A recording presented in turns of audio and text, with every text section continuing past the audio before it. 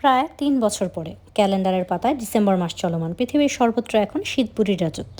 কৃত্রিম তাপমাত্রা নিয়ন্ত্রণ মেশিন আবর্তিত ঘরের বাইরে পা রেখে দুদণ্ড দাঁড়ালেই যেন তুষারে ঢেকে স্নোম্যানে রূপান্তরিত হয়ে উঠবে সমস্ত শরীর। ঠিক এতটাই ঠান্ডা পড়েছে চারিদিকে। ক্যালিফোর্নিয়াতে সাধারণত তুষারপাত হয় না খুব একটা, কিন্তু এই বছর বিভিন্ন জায়গায় স্নোফলের খবর পাওয়া যাচ্ছে। ক্যালিফোর্নিয়ার যে স্টেটগুলোতে এবছর স্নোফল হয়েছে, কৃতিকের শহরতলিও তার অন্তর্ভুক্ত এরিয়া। পুরো শীতের অনেকটা সময় ধরে দিনরাত তুষারপাত দেখে দেখে ওদের সময়গুলো উড়ন্ত মেঘের মতোই মসৃণতায় ভেসে গিয়েছে কোথাও। জীবনটাকে মনে হয়েছে তুষারের মতোই শুভ্র আর সহজ, হাত লাগালেই কেমন পেঁজা তুলোর মতো গলে যায়। ঠিক ঠিক তেমনই তুষারে ঢাকা মসৃণ দিনগুলোকে পেছনে ফেলে আজকের সকালটা শুরু হয়েছে তীক্ষ্ণ সূর্যকিরণের এক ছটাক সোনালি আলোক রশ্মির আগমনে। বাংলাদেশে আজ রৌদ্রোজ্জ্বল ইট পাথরে ঢাকা শহরে বাধা বিপত্তি পেরিয়ে সেই উজ্জ্বল টুকরো টুকরো রোদের ছটা আছড়ে পড়ছে যত্রতত্র। বহুদিন বাদে চোখের সামনে আজ এই সূর্যলোক বড়ই আনন্দিত করলো অরুকে। আলো ছায়ার সুন্দর সমীকরণ দেখতে দেখতে এক টুকরো প্রশান্তির হাসিতে প্রসারিত হলো তার ঠোঁট দুটো। আলগোছে চোখ দুটো বুঝে বুক ভরে বাতাস টেনে নিয়ে অস্ফুটে বিড়বিড়ালো, আহ আমার দেশ। Signing event 2027। Aurora Zayan Chowdhury, author Aurora Zayan Chowdhury. মাঝারি সাইজের হলরুমটাতে স্টেজ বরাবর উপরিভাগের বোর্ডে ঝুলছে লেখাগুলো। স্টেজের সামনে বসে আছে কিছু সংখ্যক পাঠক পাঠিকা। তাদের সবার হাতে একটা করে পুরো বই। বইগুলোর কভার পেজ দেখে মনে হচ্ছে কোনো থ্রিলার রোম্যান্টিক জনরার উপন্যাস হবে হয়তো। পুরোটা প্রচ্ছদে ফুটে উঠেছে রংতুলিতে ধারণ করা জীবন্ত তুষারপাতের প্রতিচ্ছবি।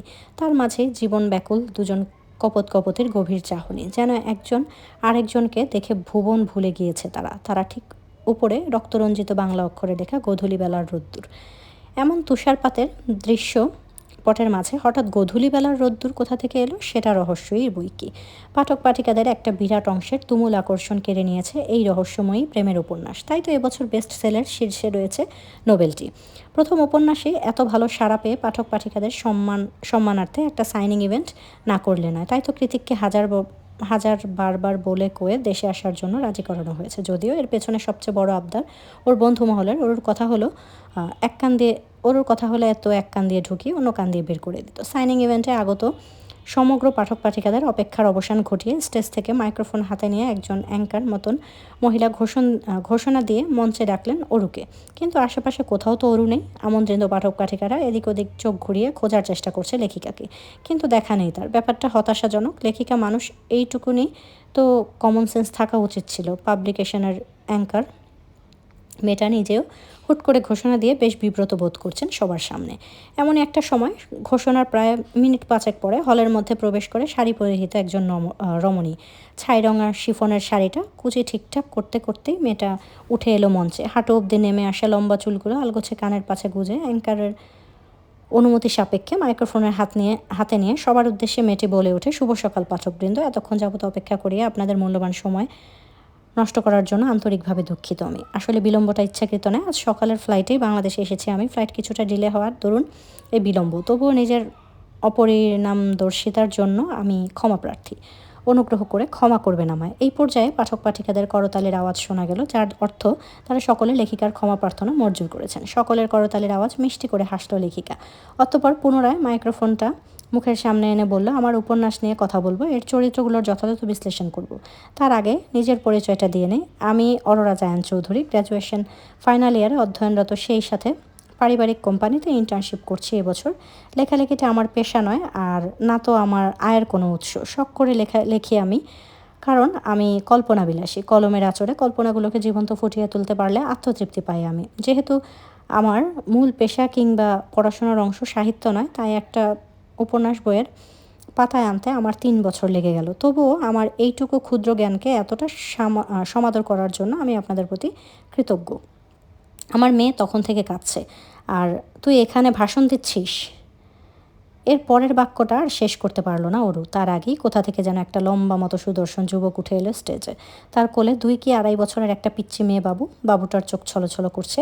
চেরির মতো কোমল মিষ্টি নিষ্পাপ অধরখানা উল্টে গিয়ে ঠেকেছে চিবুক বরাবর। দেখেই বোঝা যাচ্ছে এতক্ষণ ধরে কান্নাকাটি করেছে সে। মুখের সামনে মাইক্রোফোন থাকায় হলে উপস্থিত সকলে শুনতে পেল তাদের লেখিকা মহোদয়কে বাচ্চাকে কাঁদানোর অপরাধে বড় সড়ো ধমক দিয়েছে একজন লোক। কৃতিকের এহেন ঝাড়িতে ওর সামনে উপস্থিত সকলের দিকে তাকিয়ে অপদস্থ হলো, হাসলো। অতঃপর কৃতিকের পানে অগ্নিদৃষ্টি নিক্ষেপ করে দুহাতে বাড়িয়ে কোলে নিল মেয়েকে। মায়ের উষ্ণ স্পর্শ পেতে মেয়ে কান্নাকাটি ভুলে আলতো করে মাথাটা এলিয়ে দিল মায়ের বুকে। মেয়ে তার মাকে কাছে পেয়ে শান্ত হয়েছে। ব্যাপারটা বুঝতে পেরে স্বস্তির নিঃশ্বাস ছাড়ল কৃতিক। মেয়েটাও হয়েছে বাবার ফটোকপি। সে অরুকে ছাড়া কিছুই বোঝে না। এদিকে কৃতিকের দুনিয়া তার একমাত্র মেয়ের কোলে মেয়ের কোনো অসন্তোষ কিছুতেই বরদাস্ত করে না সে। ওরও স্টেজে দাঁড়িয়ে কিছুক্ষণ মেয়েকে আদর দিল। তারপর কৃতিকের দিকে অসহায় চাহনি নিক্ষেপ করে ঠোঁট উল্টালো। কৃতিক তাতে কোনোরূপ পাত্তা দিল না, উল্টো অরুর হাত টেনে ধরে ওকে স্টেজ থেকে নামাতে নামাতে বলল, হয়েছে, আর ভাষণ দিতে হবে না তোর, আমার মেয়ের খিদে পেয়েছে, ওকে খাওয়াতে হবে, চল এক্ষুনি। অরুর করুণ কণ্ঠ বলল, তাই বলে এভাবে ইভেন্টের মাঝখানে চলে গেলে ওরা তো আমাকে জরিমানা করবে। কৃতিক যেতে যেতে জবাব দেয়, করলে করুক, তোকে না এই মাসে স্যালারি দিয়েছি, সেখান থেকে দিয়ে দিবি। ওর মুখ কালো করে বলল, আমার প্রথম স্যালারি ছিল ওটা। তাহলে আর কি, জরিমানা না দিতে পেরে জেলে যাবি? তখন আপনার মেয়ের কি হবে? ও তো কাঁদবে।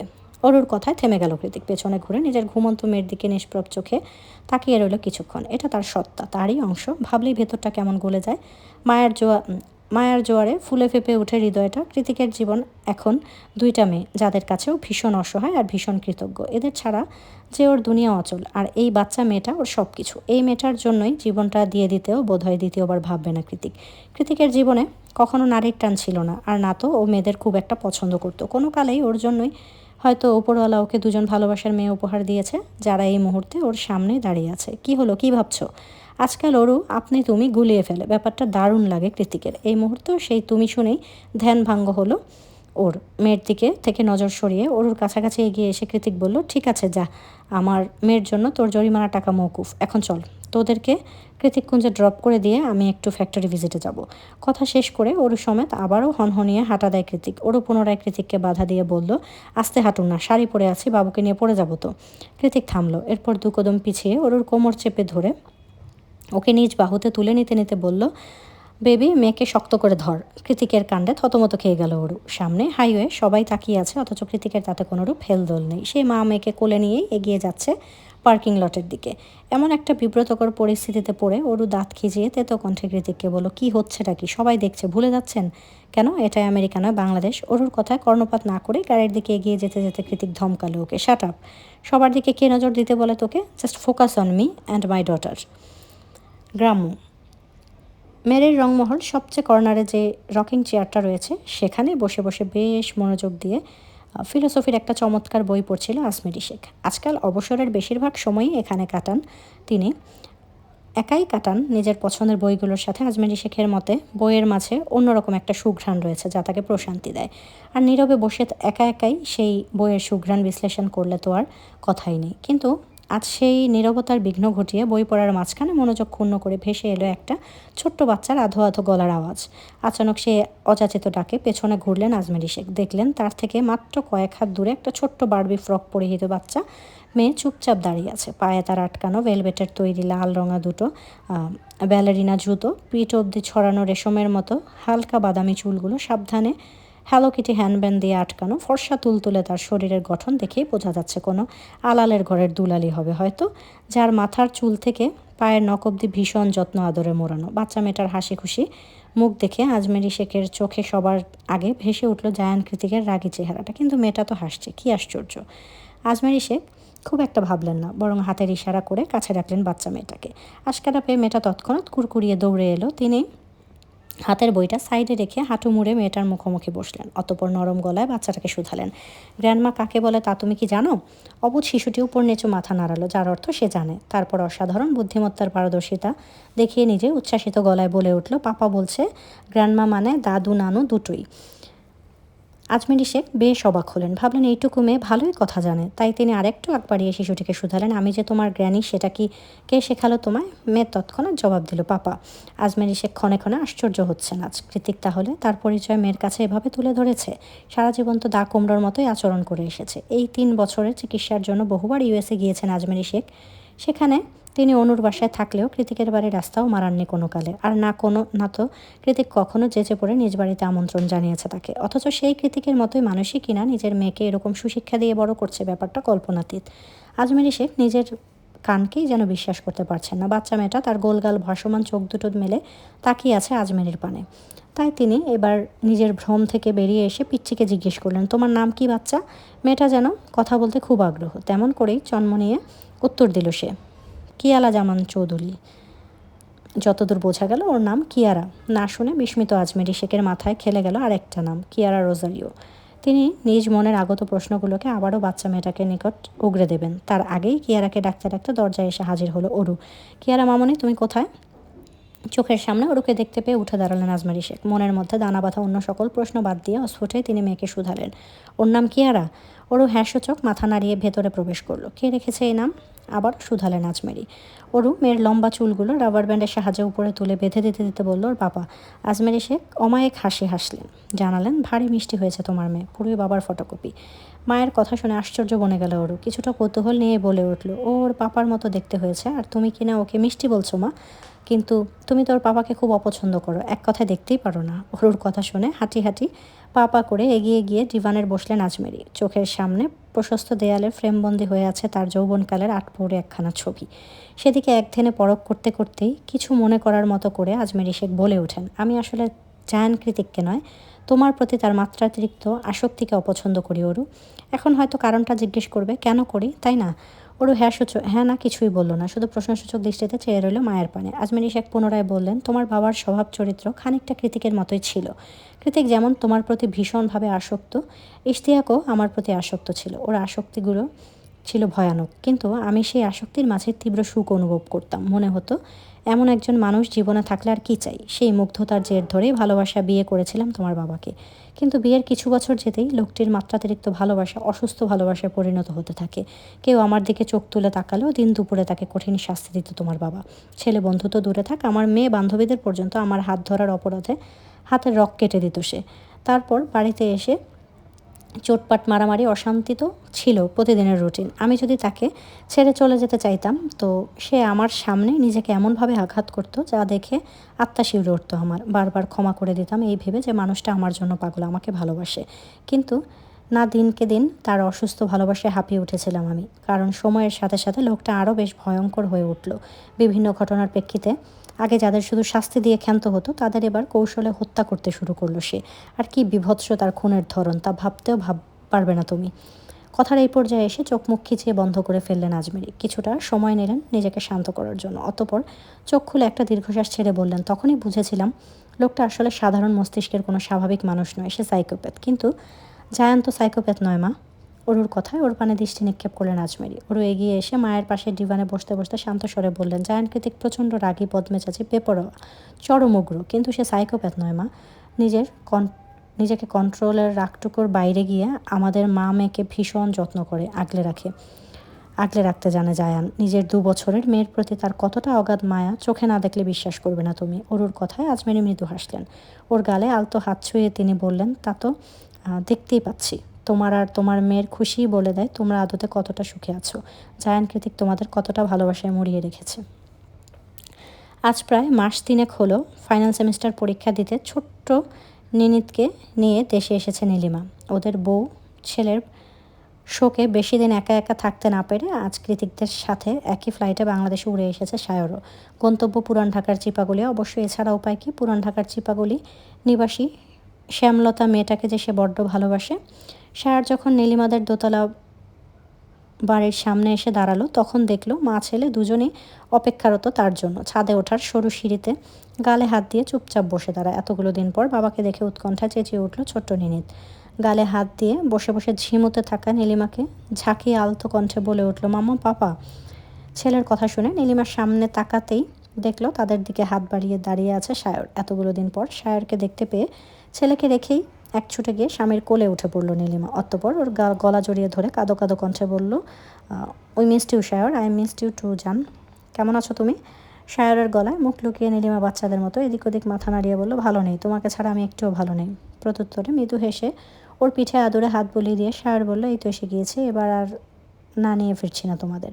ওদিকে ছোট্ট নিয়ে ছলছলে চোখে বাবা মায়ের প্রেমলীলা দেখতে দেখতে হাত দুটো উপরে বাড়িয়ে ঠোঁট উল্টে ভীষণ করুণ সুরে বলল, পাপা কোলে।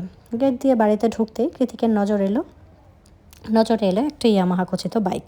ওর স্পষ্ট মনে আছে বছর 3 আগে দেশে ফিরে এই বাইকটা প্রত্যয় সাহায্যে কিনেছিল ও, কিন্তু এটা তো গ্যারেজে পড়ে থেকে মরিচা ধরে যাওয়ার কথা, এখানে এনে কে রাখলো এটাকে? তাও একদম ঝকঝকে তকতক পরিষ্কার। এককালে কৃতিকের অন্যতম আবেগ ছিল বাইক রাইডিং। বাইক মানে ওর কাছে থ্রিল, অ্যাডভেঞ্চার সব কিছু, যার দরুন এতদিন পর চোখের সামনে বাইকটাকে দেখতে পেয়ে সেটাকে এদিক ওদিক খুঁটিয়ে খুঁটিয়ে পরখ করতে লাগলো কৃতিক। ওদিকে সারাদিন পর পাপাকে দেখে অন্দরমহল থেকে ছোট ছোট পায়ে দৌড়ে বেরিয়ে এলো কিয়ারা। কৃতিকের কাছে এসে আধো আধো কণ্ঠে ডাকলো সে। মেয়ের আদুরে গলার আওয়াজ শুনে চোখ ঘোরালো কৃতিক। আসলে এটা কিয়ারার অভ্যেস। কৃতিক বাড়িতে এলেই ও এই প্রশ্নটা করে, কারণ ওর মাম্মা বলে তোমার পাপা অফিসে গিয়েছে। কৃতিক হাঁটু ভেঙে বসলো মেয়ের মুখোমুখি হয়ে, অতঃপর আলতো হাতে ওর চুলগুলো ঠিকঠাক করে দিয়ে উদ্বিগ্ন গলায় বলল, এখানে তো অনেক গরম পাপা, চুলগুলো কেন খুলে রেখেছো তুমি? তোমার মামা কোথায়? কিয়ারা বাচ্চা মানুষ, সে হাত দিয়ে পাপার শার্টের বোতাম নিয়ে খেলতে খেলতেই জবাব দিল, জানি না। মেয়ের কথায় তৎক্ষণাৎ কপাল কুঁচকে গেল কৃতিকের। ওরুর উপর মেজাজটা চড়ে গিয়ে শক্ত হয়ে উঠেছে দুচোয়াল। কতটা কেয়ারলেস হলে এত বড় বাড়িতে বাচ্চা মেয়েটাকে একা ছেড়ে দিতে পারে ও? সেই ভেবেই রাগ লাগছে কৃতিকের। ও তখনই কোনো কিছু না ভেবেই বাইরে থেকে গলা উঁচিয়ে ডাকলো অরুকে। অরু। কৃতিকের আওয়াজ পাওয়া মাত্রই অন্দরমহল থেকে ছুটে এলো অরু। কৃতিক অরুকে কিছু বলবে তার আগেই মেয়েকে শাসিয়ে উঠলো অরু। চোখ পাকিয়ে বলল, খুব দুষ্ট হয়েছো তুমি কিয়ারা, সারা বাড়ি খুঁজছি আমি তোমায়, আর তুমি এখানে? মায়ের কথায় কিয়ারা গায়ে না লাগিয়ে কৃতিকের কঠোর প্রতিবাদ জানিয়ে ওরুকে উদ্দেশ্য করে বলল, খবরদার আমার মেয়েকে বকবি না তুই। বকবো না মানে? দেখছেন ওকে খুঁজতে গিয়ে আমার হাতের কী অবস্থা হয়েছে? এই বলে নিজের ছিলে যাওয়া কোমল হাতটা কৃতিকের চোখের সামনে তুলে ধরল অরু। ওরু ব্যথা পেয়েছে ব্যাপারটা বুঝে উঠতেই হকচকিয়ে উঠল কৃতিক। ওকে কাছে টেনে উদ্বিগ্ন গলায় বলল, বেশি লেগেছে? তুমি মাম্মাকে বেবি কেন ডাকছো? বেবি তো আমি। মেয়ের কথায় ওর কৃতিক দুজনেই হতবাক। মেয়ে রাগ করেছে, গাল ফুলিয়ে দাঁড়িয়ে আছে। সে তা দেখে অরুকে ছেড়ে কিয়ারাকে কোলে নিল কৃতিক। কিয়ারা মুখ ঘুরিয়ে অন্যদিকে চেয়ে আছে। কৃতিক মেয়েকে মানানোর চেষ্টা করে বলল, তোমার মাম্মা আমার বেবি, আমার হার্টবিট, আমার সব, তাই ডাকছি। কিন্তু তুমি তো বেবি নও বাবা, তুমি তো আমার মা। কিয়ারা জায়ান চৌধুরী ভুলে গেলে? বাবা মেয়ের খুনসুটির মাঝে হুট করে পেছন থেকে অর্ণব অ্যালিসার আওয়াজ শোনা গেল। কৃতিক পেছনে তাকিয়ে দেখলো অর্ণব অ্যালিসা, সায়র, নীলিমা তাদের পুচকু সমেত দাঁড়িয়ে আছে। সবার মুখে বিরক্তির ছাপ। শীতকাল হলেও দুপুরবেলা ভালোই সূর্যের তেজ বেড়েছে। সেই তেজি সূর্যের আলোয় রক্তিম বর্ণ ধারণ করেছে সবকটার মুখমণ্ডল। কৃতিক ওদের দেখে আশ্চর্য হলো না, সবসময় মতোই ভাবলেশীন গলায় বলল, কিরে তোরা এখানে কি করছিস? বাড়িঘর নেই? নিজ বন্ধুদের দেখে কৃতিকের কপাল কুঁচকে এলেও এই অচেনা দেশে পাপার বন্ধুদের দেখে কি আর আনন্দ হলো খুব। কারণ কিয়ারা এই মানুষগুলোকে প্রায়ই তাদের ক্যালিফোর্নিয়ার বাড়িতে দেখতে পায়। সে পাপার কোলে বসে আনন্দে আত্মহারা হয়ে গলা ছেড়ে ডাকলো, আর্থাল ভাইয়া। সঙ্গে সঙ্গে অর্ণবের কুল থেকে সাড়া দিল ওদের 3.5 বছরের ছেলে আর্থার সায়ন্ত। সে গলা উঁচিয়ে উচ্ছ্বাসিত হয়ে বলল, কিয়ারা মনি। ওদিকে মিনিট যে এত করে চাইছে কিয়ারা তার সাথে একটু কথা বলুক, বন্ধুত্ব করুক, সেদিকে কোনো হেলদোল নেই কিয়ারার। সে পাপার কোল থেকে জোর জবরদস্তি করে নেমে দৌড়ে ছুটে গেল আর্থারের কাছে। পিচ্ছিগুলোকে সাইড করে সায়র এগিয়ে এসে কৃতিককে বলল, তোর সমস্যাটা কি জেকে? আমরা সবাই মিলে এতটা পথ জার্নি করে এসে গিয়েছিলাম অরুর সাইনিং ইভেন্টে। সেখানে গিয়ে শুনি তুই নাকি ইভেন্ট শুরু হওয়ার আগেই অরুকে নিয়ে চলে এসেছিস। এর মানেটা কি? হ্যাঁ, নিয়ে এসেছি, আমার মেয়ে কাঁদছিল তাই। সোজাসাপটা জবাব কৃতিকের কথায় চিরবিরিয়ে উঠল সায়রের মাথাটা। ও দাঁত খিচিয়ে বলল, পাবলিকেশনের লোকেরা তোর উপর বেজায় চটে আছে। তাদের এত বড় ইভেন্ট, এতগুলো টাকা সব পণ্ড করে দিয়ে এসেছিস তুই। তারা বসে থাকবে মনে হয়? মামলা করবে তোর আর তোর মেয়ের নামে। সায়রের কথায় 2 পয়সা পাত্তা না দিয়ে কৃতিক চটে গিয়ে সায়রের কলার চেপে ধরে বলল, ওরু ওরু করছিস কাকে তুই? হ্যাঁ, শালা কতবার বলেছে আমার বউয়ের নাম মুখে আনবি না? কানে যায় না কথা? কৃতিককে ছাড়ানোর চেষ্টা করে সায়র গম্ভীর গলায় বলল, সম্মান দিয়ে কথা বল জেকে, ভুলে যাস না আমি তোর আগে বাবা হয়েছি। কৃতিক ছাড়ে না, উল্টো হাতের জোর বাড়িয়ে সায়রকে চেপে ধরে বলল, হ্যাঁ, একদিন আগে হয়েছিস। ওই একদিন কেউ গোনায় ধরে না, আবার আমার মনে হয় না। সায়র কৃতিকের হাত দুটো টেনে টেনে ছাড়াতে বলল, হিটলারের বাচ্চা, ছাড় আমাকে, বাচ্চারা দেখছে। একদিন আগেই হই আর 1 ঘন্টা আগে হই, তোর আগে তো বাবা হয়েছি। সো আই এম ফার্স্ট, তুই একদিনের ফার্স্ট, আমি মানি না। কথাটা বলেই সায়রকে আরও জোরে চেপে ধরল কৃতিক। ওদের কাণ্ড দেখে এবার এগিয়ে এলো অ্যালিসা। দুটোকে দুদিকে সরিয়ে বিরক্ত গলায় বলল, উফ, তোদের এই ফার্স্ট সেকেন্ড ঝগড়া দেখতে দেখতে বিরক্ত আমি। সেই হসপিটাল থেকে শুরু করছিস, এখনও শেষ হওয়ার নাম নেই। সায়র নিজের মুচড়ে যাওয়া কলারটা ঠিক করতে করতে বলল, আমি ফার্স্ট, সেটা আমি সারা জীবন বলবো। দরকার পড়লে মাইক হাতে নিয়ে ঢোল পিটিয়ে বলবো। ওর মেয়ের জামাই বাড়ি বয়ে গিয়ে ভাঙানি দিয়ে পর্যন্ত বলে আসবো যে তার অলরাউন্ডার শ্বশুরকে হারিয়ে দিয়েছি আমিই ফার্স্ট। শালা তুই বেশি কথা বলিস। এই বলে কৃতিক তেড়ে মেরে সায়রের দিকে এগিয়ে যাবে তার আগেই পেছন থেকে ওকে ডেকে উঠল অরু। চলুন, রাইডিংয়ে যাব, আমি রেডি। রাইডিং ছেড়ে দেওয়ার এতগুলো বছর পরে অরুর মুখে এমন একটা কথা শুনতে পেয়ে পেছনে ঘুরলো কৃতিক। দেখলো লেদার জ্যাকেট, সেফটি প্যাড সব কিছু পরে কালো রঙা দুটো হেলমেট হাতে শটান দাঁড়িয়ে আছে অরু। দেখে মনে হচ্ছে ঘর সংসার ছেড়ে ছুড়ে এখনই বাইক আর স্বামী সমেত নিরুদ্দেশ হতে চায় সে। অরুকে এভাবে হেলমেট হাতে দাঁড়িয়ে থাকতে দেখে কৃতিক এক ভ্রু কুঞ্চিত করে, শুনতে পায়নি এমনভাবে শুধিয়ে বলল, কি বললি, কোথায় যাবি? ওর নির্লিপ্ত কণ্ঠে জবাব দিল, বাইক রাইডিংয়ে যাব আপনার সাথে। অসম্ভব, আমরা কোনো বাইক ফাইডিং করছি না। এক্ষুনি ভেতরে গিয়ে সব ড্রেস চেঞ্জ করে আয়, সন্ধ্যা হোক, মেয়েকে সহ লং ড্রাইভে নিয়ে যাব, এখন নয়।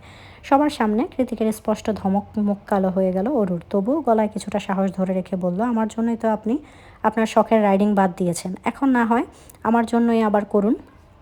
কৃতিক স্থির মূর্তির ন্যায় দু পকেটে হাত গুজে দাঁড়িয়ে শক্ত গলায় বলল, রাইডিং আমার শখ, সেটাকে বললো তোকে?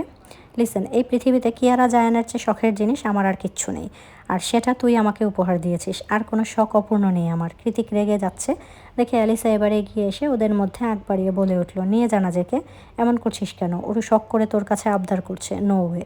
স্বামী স্ত্রীর মাঝখানে অ্যালিসা এভাবে কাকুতি মিনতি করছে, তবুও কৃতিক নিজের কথায় অনড়। ব্যাপারটা বেশ অপমানিত হলো অরু।